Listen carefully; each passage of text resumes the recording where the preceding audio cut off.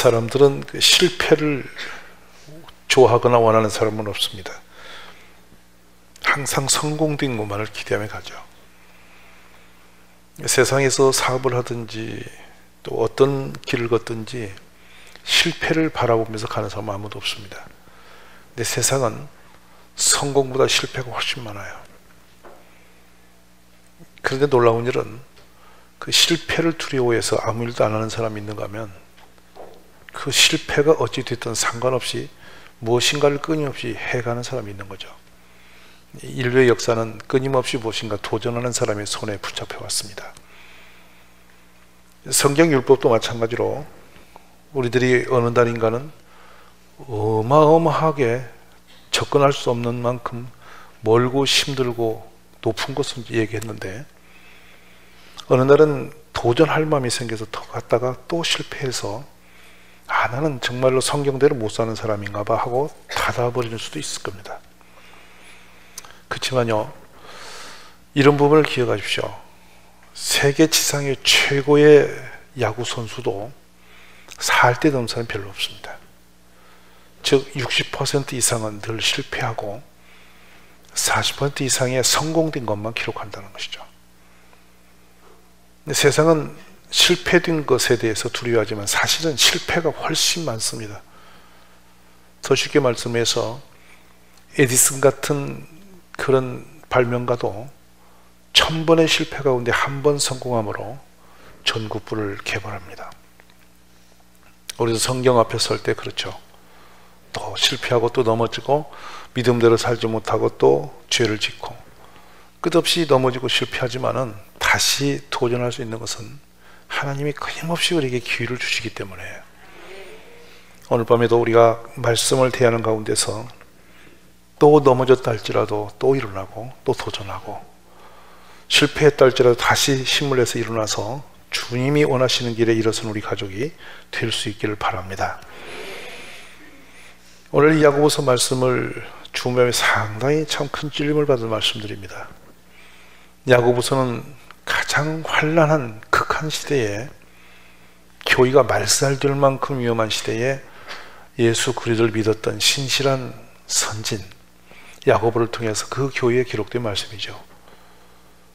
근데 야고보서를 딱 대하면은 행함이라는 말씀이 들어오죠. 실천, 사는 것.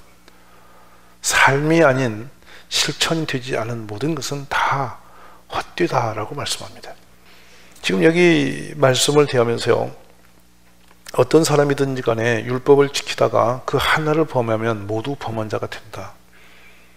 쉽게 말해서 율법은 부분적으로 순종되고 부분적으로 불순종되어질 수 있는 선택권이 없다는 거예요. 그러니까 순종되면 100%고 불순종은 100% 안 되는 건데 그 중에 어느 만큼은 하고 어느 만큼은 안 하고 이런 부분적으로 선택향을 갖고 있다면 모든 것을 안 지킨 것이 된다는 거예요. 이래서 이 본문이 턱이 너무 높아요. 요만큼 했는데 요만큼 안 했는데 괜찮은 게 아니라 이만큼 했는데 요만큼이 안 되면 전체가 아니다 하는 거예요. 그래서 일부분은 행했고 일부분은 행하지 않았다. 이 형편에 따라서 요만큼은 하고 이만큼은 안 했다. 이렇게 말한다는 것은 불가능한 일이라는 거예요. 그래서 11절에 보니까 간임하지 말라 하신 분이 살인하지 말라 하셨고 또 너가 비록 간음하지 아니하여도 살인하면 율법을 범한 자가 된다. 간음이나 살인이나 동등한 이 선에서 똑같은 죄 몫으로 보시는 거죠. 너희는 자유의 율법대로 심판받을 자처럼 말도 하고 행하기도 하라. 참 무섭죠. 심판받을 사람 같이 늘 항상 심판돼 있는 것을 의식하며 사는 거죠. 긍휼을 행하지 않는 자에게는 긍휼이 없는 심판이 있으리라. 긍휼은 심판을 이기고 자랑하느니라 이렇게 하십니다. 자, 그러면 이제 이곳에서 야고보서 2장 8절을 제가 다시 들어가 같이 보기 원하는데요. 보십시다. 야고보서 2장 8절. 너희가 만일 성경에 기록된 대로 내 이웃 사랑하기를 내 몸과 같이 사랑을 하신 최고의 법을 지키면 잘하는 것이니. 와, 이렇게 씁니다. 레위기 19장 18절에 대인관계입니다. 성도의 대인관계는 원수를 갚지 말고 동포를 원망하지 말며 내 이웃 사랑하기를 내 자신같이 사랑하라. 나는 여호와다. 어느 날 율법사인 바리새인이 예수님을 찾아와요. 그리고 예수님께 물어요. 율법 중에 가장 큰 계명이 뭡니까? 이렇게 질문합니다. 그래서 예수님이 레위기 19장 18절의 이 말씀으로 답을 내시죠. 마태 22장 37절에 뭐라고 이 답변을 하시냐면 예수께서 이르시되 내 마음을 다하고 목숨을 다하고 뜻을 다하여 주 너의 하나님을 사랑하라 하셨으니 이것이 크고 첫째 되는 계명이다. 둘째도 그와 같다. 여러분, 이 용어가 굉장히 중요한 용어예요. 하나님을 사랑하는 사랑과 인간을 사랑하는 것과는 갭이, 거리가 있다, 좀 차원이 다른 거다, 이렇게 말씀하지 않았어요. 우리는 보이지 않는 하나님을 향해서 모든 성도들에게 물을 때 뭐라고 쉽게 답할 수 있냐면 하나님 사랑하십니까? 그럼 네 라고 말할 수 있어요. 그렇죠, 여러분? 그러니까 우리가 하나님을 사랑하는지 안 사랑하는지는 자기 양심의 고백선에 있는 것이지 객관적으로 누가 평가할 수 없다고요. 속하노모. 은밀한 가운데 사랑한 건지 내놓고 사랑한 건지 그것도 모르는 거니까 그렇게 포장할 수 있어요. 근데 이웃을 사랑하는 부분은 드러나요. 이거 속일 수 없어요. 그래서 예수님이 율법사에게 첫째 된 계명, 최고 계명, 이게 왕의 도라고 그럽니다. 왕의 도는 뭐냐면 하나님이 딱 주신 길 하나, 그것은 바로 뭐냐면 사랑이라는 거인데, 이게 첫째 된 계명은 하나님을 사랑하는 거고요. 아멘입니까? 근데 사랑의 강도가 어느 데까지냐면 마음, 목숨, 뜻, 성품을 다하여 옵니다. 인간이 표현할 수 있고 힘을 내서 할 수 있는 모든 것을 그냥 올곧이 100% 충만하게 다 하나님을 향해서 이게 향해 있는 상태에 이르러 있는 상태, 이것이 첫 번째 계명을 지키는 자세라는 거예요. 하나님을 사랑함으로 우리가 삶에서 다양한 신앙 행위들이 일어납니다. 하나님 때문에, 하나님이 사랑하는 그 사랑 때문에 내가 세상 것을 너무도 많은 걸 포기할 수도 있고 또 험한 고통도 당할 수 있고 멸시와 천대와 또 험악한 모든 모욕도 다 견뎌낼 수 있습니다. 무슨 힘으로? 하나님을 사랑하니까. 맞죠? 왜냐하면 사랑이라는 것은 모든 것을 다 품을 수 있는 힘이거든요. 하나님을 사랑하는 사랑이 없었다면 우리가 만약에 봉사를 한다든지 무슨 일이든지 신앙적인 행위 전체가 나중에 다 원망으로 바뀝니다. 크게 헌신하고 크게 봉사하고 더 많이 했을수록 더 문제가 커져요. 왜냐하면 그 사랑이 있을 때 했던 것은 식어지면서 다 억울함으로 바뀌기 때문인 것이죠. 근데 이것을 쉽게 내려서 동등하게 예수님의 둘째도 그와 같으니라고 말합니다. 대등한 선상에서 내 이웃을 너 자신같이 사랑하라 하셨다. 부담 많이 되는 부분이에요. 하나님을 사랑한다면서 이웃을 사랑하지 않는다는, 이웃 사랑 안 하고 하나님과만 관계가 좋다라고 말할 수 없다 하는 것입니다. 근데 우리 신앙 속에서 스스로 속기 쉬운 게, 난 하나님을 사랑하고 하나님 좋아하고 내 신앙생활을 반듯한다니까 그러면서 이웃을 지용하고 미워하고 판단하고 비방하고 멸시하고 또 신분에 따라서 누구를 차별대고 하면서 나는 신앙생활 하나님과 관계 올곧이 한다고 자꾸 그렇게 우리는 생각하고 어그러진 행위를 거듭할 수 있다 하는 것이에요. 오늘 이 말씀을 드릴 때 그러면 어떻게 되냐? 이웃을 진실로 사랑하는 그 모습은 하나님을 사랑하는 그 삶의 모습이라는 것입니다. 동등합니다. 이게 율법, 계명을 지키는 우리의 삶의 현 상태가 그래야 된다는 것을 말씀합니다. 로마서 13장 10절에 사랑은 이웃에게 악을 행하지 아니하느니 그러므로 사랑은 율법의 완성이니라. 모든 율법은 이 사랑이라고 하는 것에 딱 엮여져 있다는 것이죠. 아무리 신앙생활을 잘한다고 야단법석을 내고 너무 뽐을 다 잡고 믿습니다고 천하를 다 움직이고 여러분 산을 옮길 만한 믿음이 있고 내 목숨을 내줄 만큼 구제와 헌신을 다 했다 할지라도 사랑이 없는 것은 아무것도 아니에요. 우리는 꽹과리다 그랬습니다. 이해하셨습니까? 이건 고린도전서 14장에 주셨던 말씀이기 때문에 제가 조금 더 사람의 말이 아니라 하나님 말씀 그대로 전해드린 거예요. 근데 놀랍게도 우리는 그런 정말 중요한 부분을 쏙 빼놓고 내 신앙생활을 내 나름대로 정한 그 룰에 따라 하면서 나는 신앙생활 잘하고 있지라고 착각한다는 것입니다. 마태 7장 12절에서 이 동등한 언어로 동등한 그 상황으로 우리에게 주시는 말씀이 있습니다. 그러므로 뭐든지 남에게 대접을 받고자 하는 대로 너희도 남을 대접하라. 이것이 율법이요 선지자니라. 굉장히 근접된 말씀이거든요. 너 이웃을 사랑해. 하나님을 사랑하니 그럼 이웃도 사랑하는 거야. 사랑하고 있어야 되는 거야. 사랑이라는 것은 모든 허다한 허물을 다 덮은 거야. 과거를 묻는 게 아니야. 어떤 문제를 문제로 삼지 않는 거야. 그것이 사랑이라는 거야.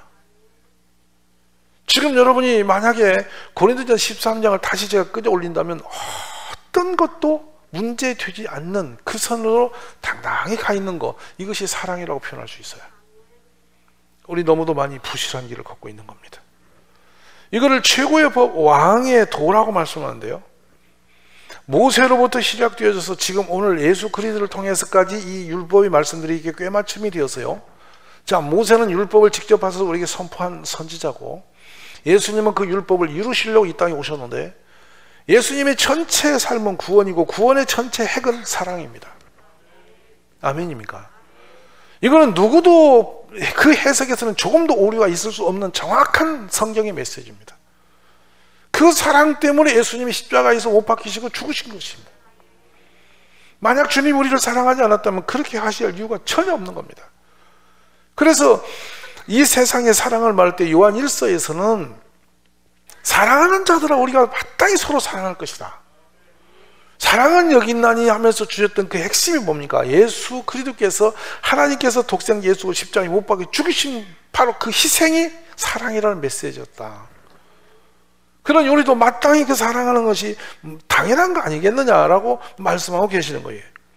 오늘 우리들 가슴과 삶 속에서 이 하나님의 사랑이 얼마나 신실하게 이루어져 가고 있는지를 다시 한번 돌이켜보는 시간이 되기를 원합니다. 로마 6장 14절에 죄가 너희를 주장하지 못하리니 이는 너희가 법 아래에 있지 아니하고 은혜 아래에 있습니다. 지금 이 굉장히 중요한 말입니다. 법 아래에 있는 것과 은혜 안에 있는 것은 천이 차이입니다. 법은 뭡니까? 눈에는 눈, 이에는 이로 상황 건건건건을 가지고 시시비비를 따져서 옳고 그름을 정지하고 판단하고 심판하는 것, 이것이 법의 기능입니다. 법은 반드시 심판대에 세워서 정돈을 하고 이 선포를 하여 그 징계를 하지 않으면 법의 의미가 없어요. 그 율법은 우리의 죄를 드러내는, 그래서 초등학문이라는 것은 죄를 드러내고 죄가 뭔지를 이렇게 우리에게 밝혀주는 그런 기능을 가진 율법입니다. 근데 예수님 오셔서 율법을 내가 완성했나니 하는데, 율법은 그래서 우리를 정죄해 죽이려고 있던 거냐? 그렇지 않다는 것입니다. 죄를 드러냈지만 다시는 죄를 망하지 않도록 하기 위해서 죄로부터 우리를 분리시키기 위해 율법을 댔는데, 율법을 대니까 모든 사람이 다 죽음이 들어가는 거죠. 그래서 율법을 이루러 오셨으니 예수님께서 율법은 정지적 기능을 가지고 있지만은 은혜로 말미암아 우리를 건져주셨다는 겁니다. 그러니 더 이상은 교회가 과거의 율법으로 정지적 기능을 가지고 우리가 교회에서 그렇게 돌아다니면 안 된다는 말씀을 하고 있는 거죠. 교회는 율법을 토대로 세워졌지만 우리의 행위는 율법으로 사람을 향하여 판을 대고 율법을 디대 가지고 옳고 그름을 판단하는 심판자 기능이 아닌 용서와 은혜와 사랑이라는 쪽으로 이제 방향이 잡혀진 상태에 놓여 있는 것이 현재 되어 있는 교회라는 얘기입니다. 그래서 예수님의 선포된 말씀도 그럽니다. 우리가 우리 행위로 된 것이 아니라 그의 은혜로 말미암아 구원을 받았다고 그러십니다. 구원이 우리의 은혜로 말미암아 이렇게 주어졌다, 수여되었다 뜻이에요. 오늘 그 은혜 안에 우리가 구원을 받았음을 인정하신다면, 믿으신다면, 우리는 더 이상은 이제 법으로 우리를 사람을 정죄하는 선에 서서는 아니 된다 하는 것입니다. 자, 그러면 율법의 기능을 갖다 대기도 전에 인간의 기준으로 볼 때도 선과 악은 선명히 구분이 됩니다. 인간의 도리와 인간의 도리가 아닌 것들이 많이 있어요. 그리고 적어도 저 나이에 저 정도 삶을 살았으면 저 사람은 저렇게는 되어줘야라는 어떤 기준선이라는 것은 꼭 율법을 갖다가 디대지 않아도 선명하게 드러나는 장면들이에요. 왜냐하면 우리는 이미 양심의 법에 있고 지성과 이성의 지성을 가지고 볼 수 있는 어떤 관을 가지고 다 살아요. 그러다 갖다 비춰보니까 옳고 그르고 선과 악한 것은 어느 정도 정리가 돼 있죠. 자, 그런데 그걸 가지고 사람을 갖다 디댄다면 이 땅에는 온전한 자는 한 명도 없다는 겁니다. 이것이 문제라는 거죠. 그래서 은혜로 말미암아 우리를 긍일히 여기시는 은혜로 말미암아 구원에 이르게 하셨다. 이것이 복음입니다. 그래서 교회는 두 가지 역사가 있는 거예요. 하나는 율법적 기능으로 정기적 기능을 가지고 있는데 하나는 구원의 은혜의 기능이 같이 역사하고 있는 곳이에요. 근데 율법은 죄를 짓고 우리를 다시 정죄하여 정신을 차리게 하고 채찍질을 때리지만 순식간에 은혜로 그 모든 걸 다 덮어서 허물을 덮어서 이전 것은 지나갔으니 보라 새 것이 되었다. 이렇게 허다한 과거 것을 싹 쓸어놓고 지금 새 사람으로 바꿔서 보기 시작하면서 우리를 의롭다 칭하는 곳이 교회라는 것이에요. 이제 교회는 항상 우리 주님을 만날 때마다 언제나 미래적입니다. 희망적이고요. 그리고 지상에서 멈추지 않고 저 천국까지 향해서 보는 것이 교회의 복음의 능력이라는 것입니다. 오늘 우리 모든 가족들이 이 복음의 능력 안에서 새로운 마음들이 일어날 수 있기를 주님으로 축복합니다. 먼저는 이웃의 죄를 보기 전에 자신의 허물을 알 수 있는 자가 지혜롭다는 것이죠.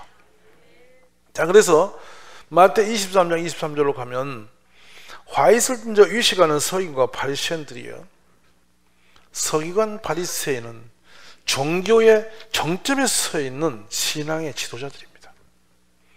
그들의 행위를 한번 들어볼까요? 너희는 박하와 휴향과 근처의 11조를 들이되. 신앙적 행위가 완벽합니다. 그런데 그렇게 하면서 율법에 더 중요한 것, 정의와 긍휼과 믿음은 버렸다. 진국은 버리고 껍데기로 행위로 이거 다 잘하고 있지 하고 있다는 겁니다. 그러나 이것도 행하고 저것도 버리지 말아야 할지니라. 결론입니다. 우리 이웃이 누구인가? 우리가 사랑해야 할 대상은 누구인가 하는 것입니다. 내 코드에 맞고 내 기분에 맞고 나와 잘 어울려주고 나와 대화 소통이 잘 되어지고 어느 정도의 신분을 갖추고 있어서 내가 가까이 가면 도움이 되고 유익된 그 사람만 이웃인가? 허다히 많은 사람들은 이웃을 말하면 좋은 이웃 이렇게 말하면 뭐라 하냐? 저분 곁에만 있어도 그 이름만 돼도 좀 도움이 되는 그 사람과 어울려 있는 것. 그렇죠. 좋은 사람하고 앉아서 차 한잔을 마시면 행복지수 높아집니다. 식당에 마주 앉아서 얼굴만 보고 밥을 먹어도 기분이 좋아질 수 있어요. 우리는 그런 분을 이웃이라고 합니다. 근데 예수님은 율법상에게 직접적으로 대면하여서 내 이웃이 누구냐라고 질문을 딱 댈 때에 예수님의 답변은 너무도 뜻밖인 쪽으로 방향을 잡습니다. 우리의 이웃이 누굽니까? 왜 이 말씀을 묻냐면 누가 10장에서 율법에 무엇이라 기록되었으며 너가 어떻게 읽느냐 대답하 이르되 내 마음을 다하며 목숨을 다하며 쭉 하면서 다 같이 사랑하라 하셨나이다. 그러자 예수께서 했습니다. 내 대답이 맞다. 이를 행하라. 그러면 살리라. 그저 그 사람이 자기를 옳게 보이려고 예수께 여쭈되 그러면 내 이웃이 누구죠? 이렇게 자기의 의로움으로 주님께 질문을 던질 때 하신 말씀이죠. 마침 예루살렘에서 여리고 쪽으로 가던 한 사람이 강도를 만났다. 강도가 그 옷을 벗기고 때려 거지반 죽도록 때려서 내버리고 갔다. 근데 그곳에 제사장이 지나고 레위인이 지나갔는데 그를 회피해 갔다. 피 흘리고 버려진 자를 가까이 가는 것은 율법으로 정죄 죄이거든요. 부정한 일이라 피해 갔습니다. 그때에 어떤 사마리아 한 사람이 여행을 가던 중에 그곳을 지나다가 그를 보았다. 그자 그가 불쌍한 마음이 생겨서 가까이 가더니 기름과 포도주를 그 상체에 붓고 싸매더니 자기 짐승에 태워 주막으로 데리고 가서 돌봐주더라. 그 이튿날 그가 주막 주인에게 데나리온 2를 내어주며 말하기를 이 사람을 돌봐주라. 비용이 더 들면 내가 돌아올 때에 갚을 것이다. 예수님 묻죠. 내 생각에는 이 세 사람 중에 누가 강도 맞는 자의 이웃이 되겠냐? 누가 이웃이겠느냐. 이 말씀에 대단히 큰 찔림이 있습니다. 내 이웃이 누구야? 여기에 훌륭하신 제사장이나 레위인이 네 이웃이냐? 남북에 버젓이 신앙생활 멋지게 하고 있는 그 사람이 진짜 네 이웃이냐? 교회 가면 그래도 이게 신앙생활에 깊이가 있고 어느 정도 수준과 교회의 직분이 같은 사람이 너 진짜 이웃이냐? 그들과 어울리면서 너는 이웃이라고 말할 것이냐? 이것을 질문하신 것입니다. 그자 이분이 대답합니다. 자비를 베푼 자입니다. 예수께서 이러시되 가서 너도 이와 같이 하라. 엄청나게 찔림이 되는 말씀이에요. 가서 너도 이같이 해라. 뭘 같이 하라는 겁니까? 강도 만난, 스스로 자기 자신을 추스릴 수 없는, 일어설 수 없는, 버려짐을 당한, 세상 사람들로부터 돌을 맞고 세상 사람들이 눈을 가리고 유면해서 보기 싫어하는 그 사람, 어디다 놔도 사람들이 가까이 가서는 부정탄다고 생각해서 떨궈버리고 유면하고 싶은 그 사람, 그 사람에게 자기 부비를 들어 정성을 다하여 내 것을 내어주고 감사주는 것, 그것이 내 이웃이다. 긍휼은 한계가 없습니다. 긍휼은 정죄의 기능이 없습니다. 긍휼은 끝없는 동정심과 불쌍히 여기는 마음의 상태입니다. 어느 날 번뜩 남편이 아침에 눈뜨기도 버거워하는 사람이 허둥지둥 출근하는 그 모습을 보면서 저 인간 참 게으르다, 무책임하다, 시원찮은 직장생활 그런 식으로 하니까 되는 게 있겠냐, 이렇게 정죄할 수도 있습니다. 직장생활 하나 지 맘대로 똑바로 못 댕겨서 아침부터 사람이 이렇게 흔들어 깨워야만 겨우 일어나고, 인간이 그게 되겠냐. 남편으로서 무책임하게 그렇게밖에 못 하나, 이래야 할 수 있습니다. 보편적 세상에서. 근데 여러분 안에 예수님이 계신다면 그 모습을 보고 아픔이 와야 됩니다. 저 사람이 얼마나 힘든 세상을 향해서 가기 어려우면 저렇게 하나, 얼마나 고단하면 저렇게 하는가. 이 마음이 긍휼히 여기는 마음입니다. 그것이 곧 사랑의 마음이고 예수의 마음입니다. 저 사람을 왜 저렇게밖에 못할까라는 것을 생각하면서 가슴이 아려온다면 우리는 예수의 사람이에요. 그런데 돌을 들고 정죄를 하기 시작한다면 우리는 예수님이 없는 사람인 거예요. 오늘 율법을 부분적으로 행하면서 박하와 근채와 채소의 11조를 드렸다고 내 신앙생활 잘했다고 소리지르던 서기가 바리새인처럼 살지 마시고요. 우리 모두가 긍휼한 마음을 품고 이웃을 돌아보는 이웃됨의 사람으로 서기를 바랍니다. 우리도 불쌍한 사람이며 당신도 불쌍한 사람입니다. 이 세상에서 불쌍하지 않은 사람 한 사람도 없습니다. 다 허물이 많은 인생입니다. 숨 쉬는 날 동안 살아보기 위해서 얼마나 몸부림하면서 얼마나 고단한 삶을 살아갑니까? 얼마나 시련 많은 세상 속에서 인생을 버티기 위해서 그 아픈 가시밭길을 여러분 허덕이며 걸어가고 있습니까? 내 슬픔, 내 아픔 아무도 모르지만 하나님은 아시겠지 하면서 그 길을 걸어온 분이 얼마나 많습니까? 근데 어느 날 나의 약점을 보고 돌을 들어 찍어버린다면 우리는 슬픈 사람입니다. 오늘 서로 불쌍히 여겨주시기 바랍니다.